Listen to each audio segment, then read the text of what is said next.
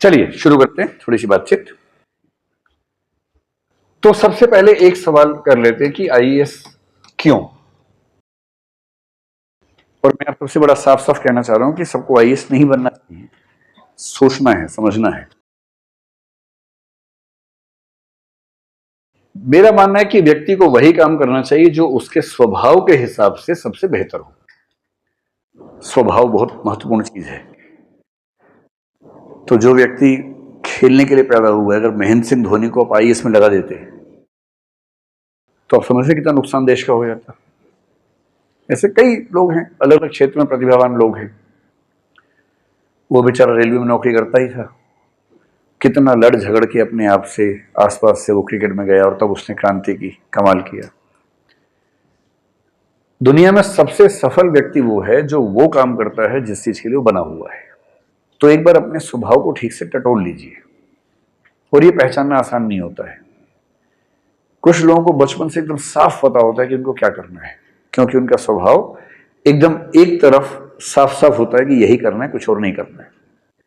कई लोगों के साथ क्या होता है कि वो कई चीजों में अच्छे होते हैं, कई चीजों में रुचि भी होती है, और उनकी जिंदगी का एक बड़ा हिस्सा इसी में निकल जाता है कि मैं दरअसल इनमें से कौन सी चीज को लेके आगे बढ़ सकता हूं, किसको लेके आगे नहीं बढ़ सकता हूं। तो अपना स्वभाव और अपनी रुचि, और अगर ये दोनों चीजें आपकी मिलती हैं एक खास क्षेत्र में, स्वभाव का मतलब आपकी क्षमताएं भी इसमें शामिल हैं। जैसे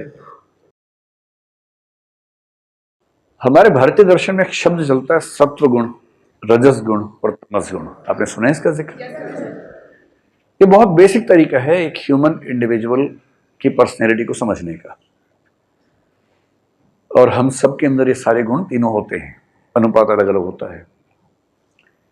सत्व गुण का मतलब होता है वो व्यक्ति जिनको बहुत शौक है पढ़ने लिखने का, शांत रहने का, संगीत सुनने का, कलाओं का। संगीत का मतलब हनी सिंह नहीं है ना, शास्त्रीय संगीत हो गया, गहरा कोई संगीत हुआ, शांत संगीत हुआ। कलाएं हैं तो कलाएं भी गहरे स्तर की कलाएं, उस तरह का इंटरेस्ट। जिनको पावर का नशा एकदम नहीं है, उन्हें पावर चाहिए ही नहीं। कोई उनसे कहे कि आप पावर ले लो, वो कहते ना भाई ना, तुम ही लो, चलो चलो चलो यहां से, हमें नहीं चाहिए पावर। उनको कोफ्त होती है इस बात से, तनाव होता है। कबीरदास तो इसी आपके राज्य के बड़े शानदार कवि हुए। हालांकि उस समय उत्तर प्रदेश नहीं था, पर जगह यही थी। तो कबीरदास के बारे में एक हम समझने के लिए कहानी गढ़ लेते हैं कभी कभी क्लास में। एक कथन है बहुत प्रसिद्ध कि संत वो नहीं है जो समाज से दूर भाग गया, संत वो है जो जानता है कि अगर मैं समाज में उतर गया तो सबको हरा दूंगा, पर वो उससे पहले यह भी जानता है कि इसके बाद भी गलत संघर्ष में खुद को शामिल करना अपना नुकसान करना ही है। वो जानता है कि दौड़ में दौड़ूंगा तो सबको हरा दूंगा, पर वो ये भी जानता है कि चूहों की दौड़ में जीतने वाला भी चूहा ही होता है। और सारे चूहे दौड़ रहे हैं, आपसे भी कह रहे हैं आजा आजा आजा।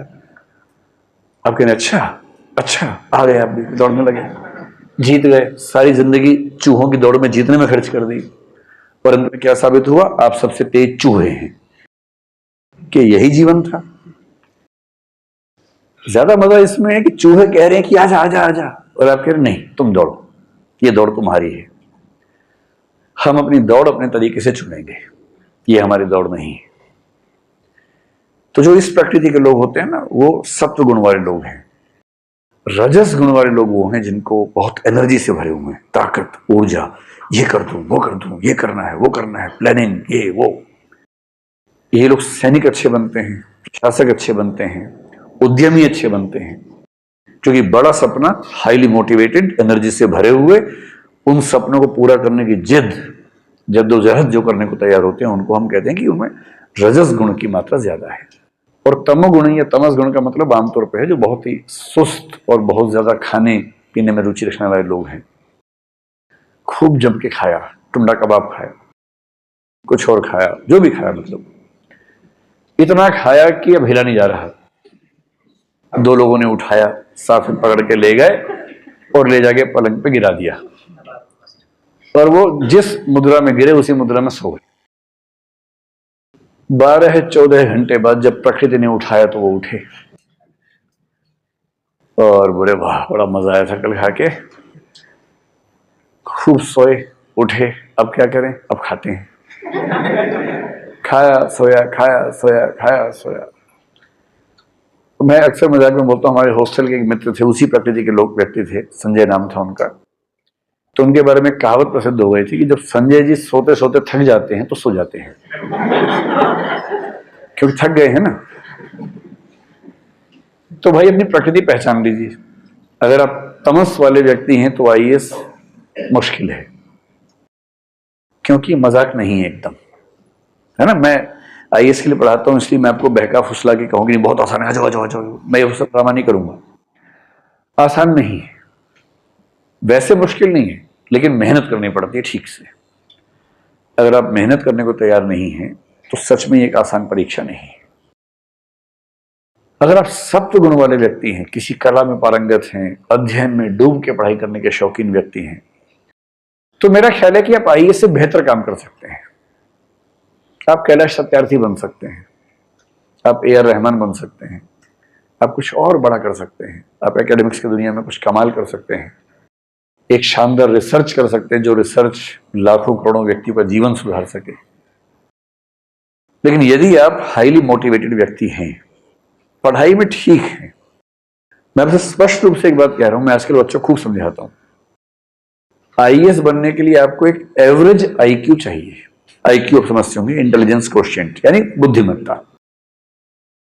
मतलब अगर आप एवरेज आईक्यू के व्यक्ति हैं, स्मार्ट हैं, स्ट्रेटेजी बना लेते हैं या कोई और बना के तो समझ लेते हैं कम से कम, मेहनती हैं, डिसिप्लिन्ड हैं, सस्टेन्ड मोटिवेशन, निरंतर चलने वाला मोटिवेशन जिसको हम परसिवियरेंस कह देते हैं, लगन कहते हैं, दृढ़ता आपके अंदर है, डिटर्मिनेशन आपके अंदर है, पेशेंस है, धैर्य है, तो ये एग्जाम बहुत मुश्किल नहीं है, नहीं तो बहुत मुश्किल है।